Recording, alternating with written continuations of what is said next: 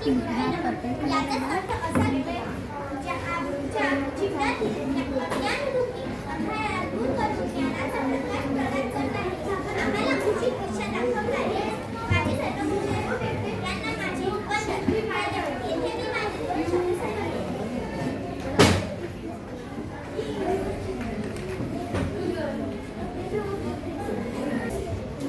माझ्या श्यामचे श्याम नेहमी गोड बोलाव, श्याम नेहमी गोड बोलाव, नम्रपणे वाग, कोणावर ओरडू नये, कोणाची मन दुसऱ्याचा सुखात सुख मानावे.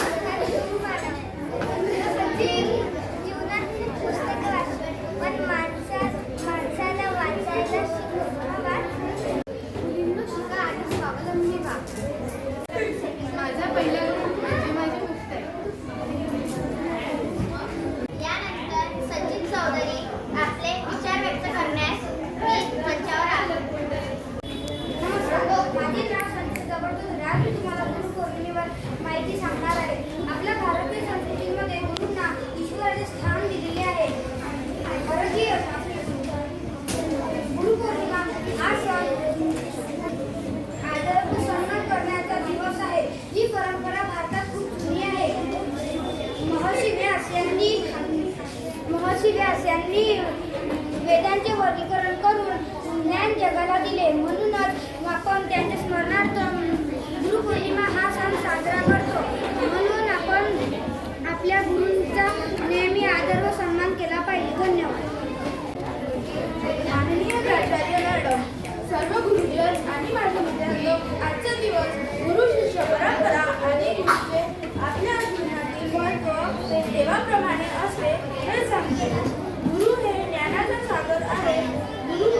गुरु विना जीवन म्हणजे अंधारात वाटचाल. गुरु आपल्या जीवनातील प्रकाश आहे, जे आपल्याला योग्य मार्ग दाखवतात. आपले पहिले गुरु आई वडील हे आपल्याला प्रेम, आधार आणि चांगले वाईट काय आहे हे शिकवतात. आपले दुसरे गुरु म्हणजे शिक्षक. ते ज्ञानाचा सागर आहे. विविध विषयांचे ज्ञान देतात, जगाकडे बघण्याचा दृष्टिकोन देतात, आपल्या भविष्य घडवतात, आपल्याला जबाबदार नागरिक बनवतात. प्रत्येक यशस्वी व्यक्तीमागे गुरु असतो. जसे पार्वती पते हर हर नमस्कार. ओळखलं का मला? माझे 3 भावंड ज्ञानदेव, नैऋत्यनाथ आणि सोपाननाथ. एके दिवशी नामदेव गावामध्ये भिक्षा मागायला गेले. त्यांना तेव्हा भिक्षा मिळाली नाही. त्यांना पोळीऐवजी गौरी आणि भाजीऐवजी माती दिली. हे पाहून त्यांना खूप राग आला. ते जोडण्यात गेले आणि ताटी बंद करून बसले. त्या पेढी मुक्ताई म्हणाली, योगी पाव